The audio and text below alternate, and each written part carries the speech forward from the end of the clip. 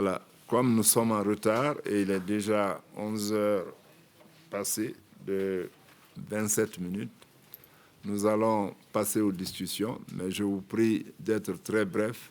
Nous avons juste 10 minutes, étant donné qu'il y a d'autres exposés. Il y a le panel, le deuxième panel qui vient avec un thème extrêmement important, les réalités du commerce, les réussites du commerce régional en Afrique, ce qui est très important.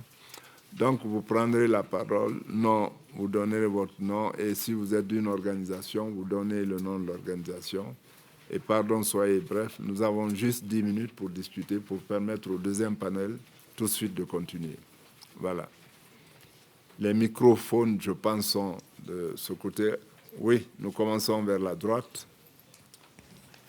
Monsieur le conseiller de Madagascar. Je vous remercie, mais j'interviens à titre personnel parce que c'est une réflexion que j'ai par rapport à tout ce qui a été dit, et notamment par rapport à Madame Saarinen.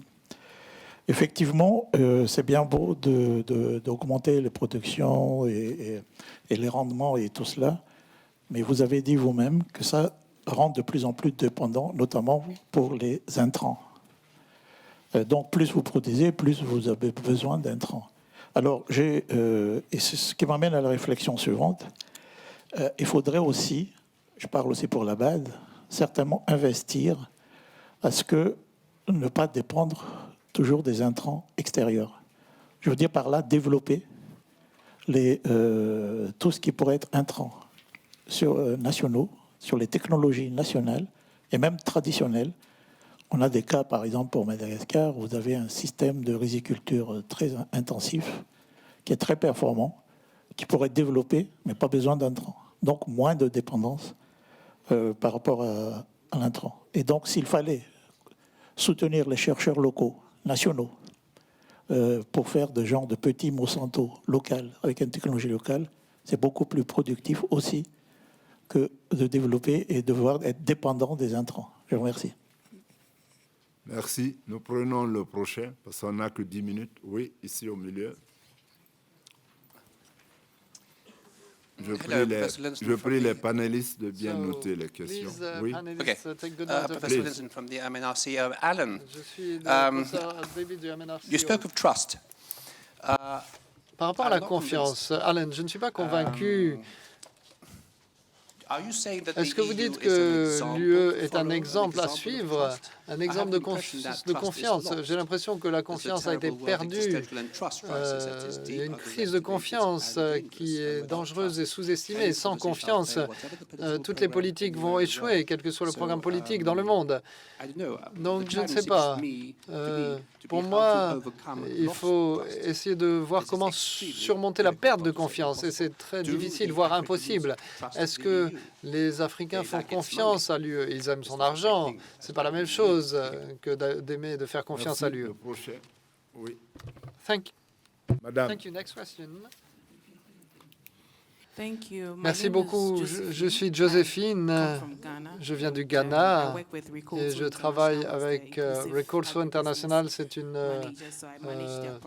on gère des projets en Afrique, en Amérique latine et dans l'Asie du Sud-Est.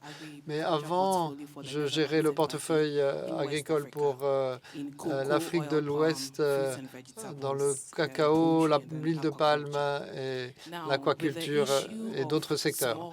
Par rapport aux petits exploitants et au fait qu'on sait que les petits exploitants contribuent considérablement à la production, et quand on regarde la population, ma question, mon commentaire à Oxfam serait qu'en fait, oui, les petits producteurs, les petits exploitants doivent avoir un revenu de subsistance, doivent pouvoir payer leurs frais de base.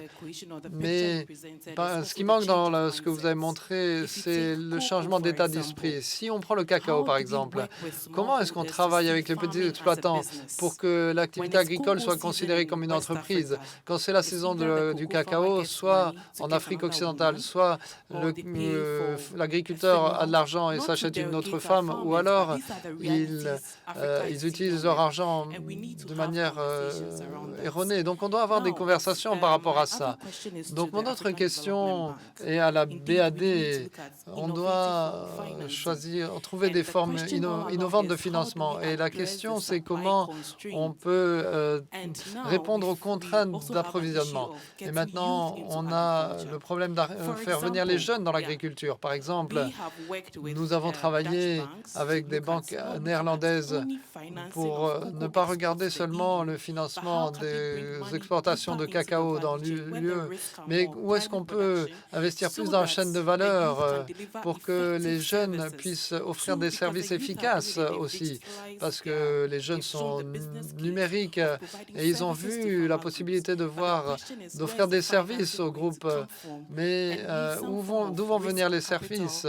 Donc il faut que du capital risque aille vers la production primaire pour augmenter la valeur de la production des jeunes. Voilà, c'est ma petite contribution. Merci. Dernière question. Il y avait quelqu'un là-bas. Parce que les panélistes doivent intervenir aussi. Voilà, dernière question, madame. Yes, my name is Sarah Tonto and I'm a PhD. Je suis Sarah Tonto, je suis doctorante en économie appliquée à l'Université d'Anvers.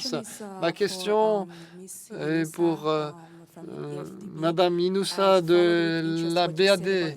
J'ai suivi avec intérêt sur ce que vous avez dit sur les zones de développement économique de la BAD. Et je pense que le président de la BAD a été inspiré par un des premiers projets qui était un pionnier, mais malheureusement, ce projet n'a pas survécu à cause de changements politiques. Et ce grand investissement a été arrêté et on ne sait pas si cela va continuer. Donc je pense que la question de régler l'économie politique et ces objectifs ambitieux que vous voulez promouvoir en Afrique sont très utiles. Et je voudrais voir si vous pourriez parler de ce que la BAD peut faire pour pousser ses engagements et ses politiques en matière de développement à long terme, pour qu'ils ne s'arrêtent pas en chemin et que on ne soit pas perdu comme on voit en RDC. Je passe la parole maintenant aux panélistes pour qu'ils puissent répondre aux différentes questions, mais aussi faire leur dernière déclaration. Commençons par Madame Saarinen. Oui, merci pour le commentaire concernant les intrants. I fully agree. Je suis totalement d'accord. Je ne peux rien ajouter.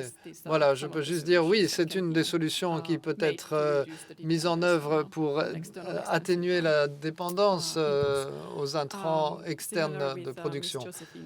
Même chose pour Madame Joséphine du Ghana. Oui, je suis d'accord.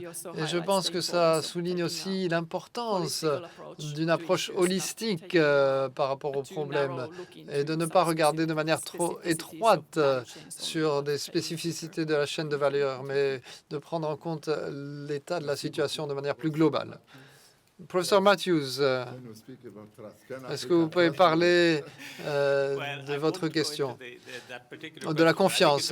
Oui, voilà, je ne vais pas entrer dans la question en détail, mais c'est un point très important, le perte de confiance qu'on a dans l'Union européenne. On voit les efforts de certains pays d'attacher des conditions par rapport à l'état de droit et la mise en œuvre des politiques. Mais au niveau plus fondamental, nous avons beaucoup de confiance. Et le fait est que les produits laitiers dans mon pays, en Irlande, peuvent être vendus et seront acceptés dans tous les 28 autres pays de l'Union européenne. Et c'est dû en partie au fait qu'il y a une norme minimale dans toute l'Union européenne à travers la réglementation. Ça, c'est important. Mais aussi la mise en application de ces normes. La confiance, c'est pas juste faire des grands signes. Il y a la possibilité de d'amener des pays devant la Cour européenne de justice.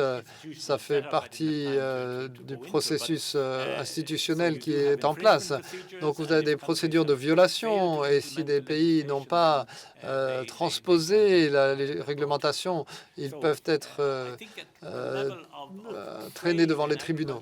Donc, au niveau du commerce et de produits agricoles, on a encore cette confiance, mais qui est basée sur un cadre juridique, ce qui est très important. Merci beaucoup, Madame Younoussa. Il y a eu une question directe.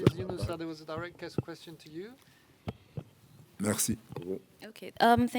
Oui, merci beaucoup. Je vais prendre les deux dernières questions. La première question, c'était de Joséphine par rapport au financement innovant et à l'accès au financement. Il n'y a aucun doute, c'est un point essentiel quand on essaie de promouvoir l'agrobusiness pour les PME qui constituent la plus grande proportion d'acteurs dans le secteur de l'agrobusiness en Afrique. Ce qu'on voit, c'est que les fonds existent, les banques commerciales ont l'argent, mais il y a beaucoup de perceptions liées au risque par rapport aux petits exploitants, aux agriculteurs et aux PME. Donc la question, c'est comment on peut solutionner cela. Il y a différentes choses qu'on peut envisager et la BAD s'engage avec les banques commerciales pour traiter ce problème. Nous avons réalisé que nous ne pouvons pas supprimer les banques commerciales de l'équation parce que ce sont les institutions du dernier kilomètre. Et donc, les institutions mondiales comme la BAD ou la Banque mondiale ne peuvent pas atteindre ce dernier kilomètre de manière efficace. Donc, il faut travailler avec les banques commerciales, il faut travailler avec les investisseurs privés pour s'attaquer à ce domaine. Mais ce qu'on peut faire, c'est soutenir les discussions politiques par rapport à l'accès au financement, impliquer les banques centrales dans la discussion, parce que c'est la seule manière de réduire le coût du capital pour ce segment de clients. Par rapport à la question des zones d'agroprocessing spéciales, je voudrais dire que la BAD a joint la discussion de la zone industrielle de Bukangalo quand elle était déjà très avancée. C'était un projet gouvernemental et ça montre comment ce qu'on doit éviter quand on veut aller de l'avant. Ça ne peut pas être investissement seulement public. Nous avons réalisé, après plusieurs investissements en Afrique, que ça ne pouvait pas être que le secteur privé. Il faut y avoir une collaboration entre le secteur privé et le secteur public. Ça doit être géré et dirigé par le secteur privé. Ce que le secteur public peut faire, c'est créer un environnement facilitateur pour permettre au secteur privé de prospérer. Par rapport à la gouvernance, il est très clair que la gouvernance et la volonté politique sont indispensables. Si cela n'est pas présent, il sera difficile de soutenir n'importe quel type d'investissement. Donc, ce qu'on essaie de faire au niveau de la BAD, c'est de mettre les acteurs autour de la table pour qu'ils comprennent quels sont les défis et se concentrent sur l'investissement dans les quick wins, mais également en termes d'investissement à long terme dans des choses qui seront durables. Merci beaucoup. Monsieur Bouet, vous avez quelques mots à dire ou rien du tout? Bien, je vous remercie. Je remercie tous ceux qui ont posé des questions. Merci beaucoup aux panélistes. Merci encore, Madame Boto, pour cette invitation. Et j'espère que nous allons vers la pause café, mais certainement réduite à 10 minutes ou 5 minutes pour que le deuxième panel puisse se tenir. En tout cas, nous remercions tous les organisateurs et c'est avec un grand plaisir que je prends part toujours au briefing de Bruxelles. Merci beaucoup. Thank you very much, Ambassador. Merci beaucoup, Monsieur l'ambassadeur. Merci, Mesdames et Messieurs les orateurs et oratrices. Merci au président. Merci pour les questions. Je sais qu'il y a des gens qui avaient des questions. Gardez-les pour le deuxième panel parce que tout le monde aura la possibilité de poser sa question. On a 3 orateurs et oratrices qui viennent de loin. Très intéressant. Donc, le café est juste derrière. 10 minutes. Ne me forcez pas à vous chercher, à vous pousser. Revenez vite. Merci. Et toutes les présentations seront en ligne.